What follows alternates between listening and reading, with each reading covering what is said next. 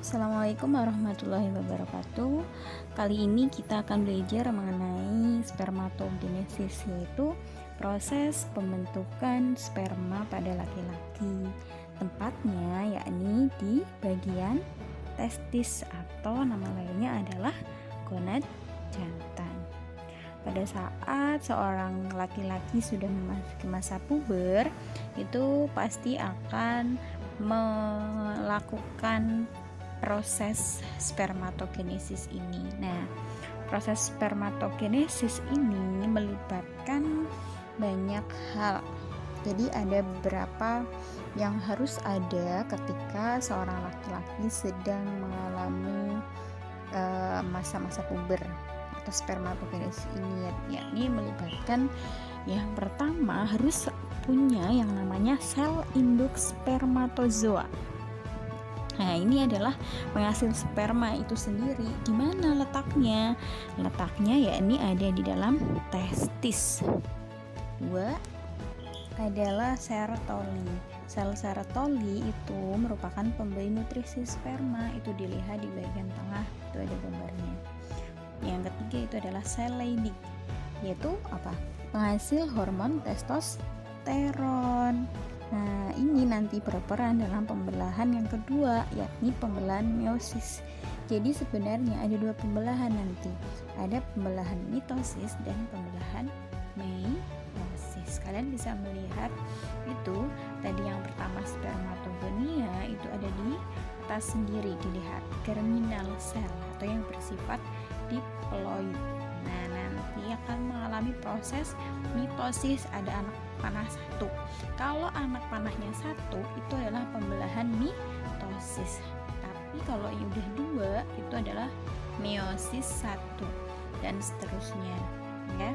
Jadi kalian di sini harus paham dulu tentang tempatnya di mana, di testis. Selnya ada sel serotoli dan sel Leydig, gitu ya. Ya, kali ini masih tentang spermatogenesis.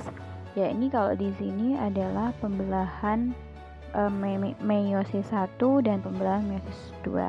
Nah, di sini kalian lihat di situ ada spermatogonia yang mengalami pembelahan meiosis 1. Awalnya tahapan pertama itu adalah interfase. Lalu akan mengalami tahapan yang kedua yaitu profase 1. Karena ini masih meiosis 1, berarti namanya profase 1. Di sini ada peristiwa yang namanya crossing over. Nanti akan lebih lanjut pada materi kelas 3. Nah, yang kedua ada metafase 1. Setelah metafase 1 ada anafase 1.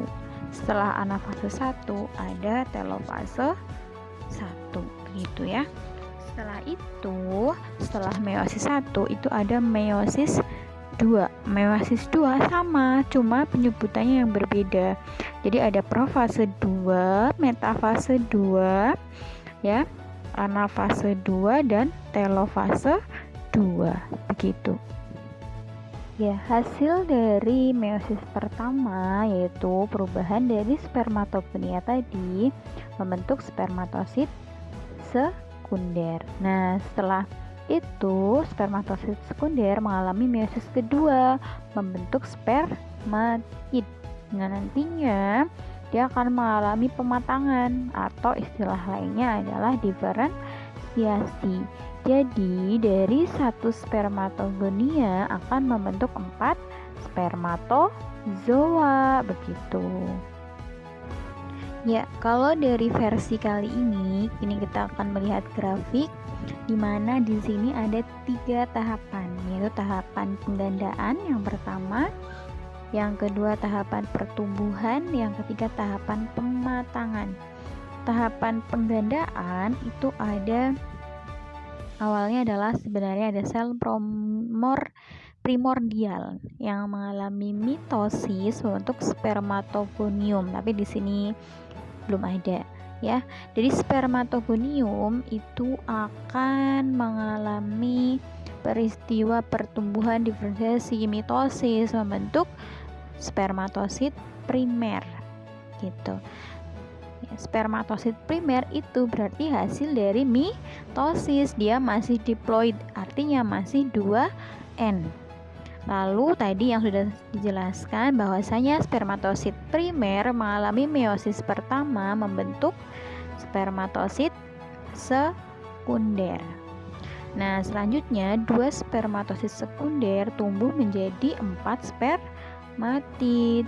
Nah, lalu berdiferensiasi membentuk spermatozoa, gitu ya.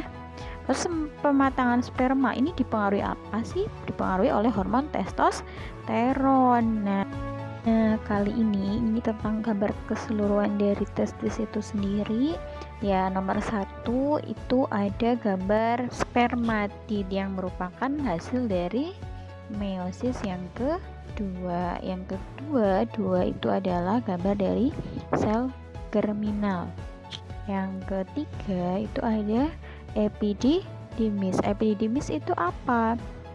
Epididymis itu tempat pematangan dan penyimpanan sementara sperma.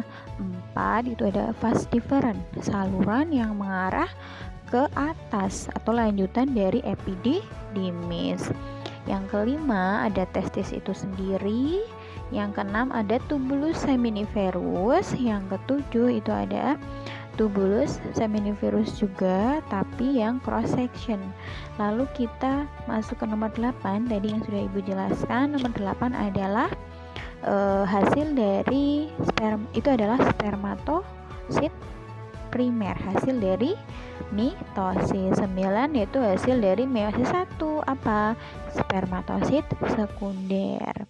Lalu 10 adalah spermatid. Spermatid jumlahnya sudah 4. Nah, spermatid ini mengalami diferensiasi membentuk spermatozoa. Itu ya. Selanjutnya spermatozoa itu sendiri. Spermatozoa itu terdapat 3 bagian, yakni ada bagian kepala, bagian leher, dan bagian ekor. Di kepala itu terdapat akrosom. Ya, di akrosom itu ada 3 enzim, yaitu hyaluronidase, akrosin, dan antifertilizin. Nah, yang kedua ada nukleus. Yang bagian tengah itu tadi ada leher, ya, yang di situ ada mitokondria sebagai penghasil energi pada sel sperma tersebut. Nah, bagian selanjutnya yang ketiga itu adalah bagian ekor, yang bagian luarnya itu terdapat membran plasma. Semoga bermanfaat ya. Terima kasih yang sudah menonton. Jangan lupa like, comment, and subscribe.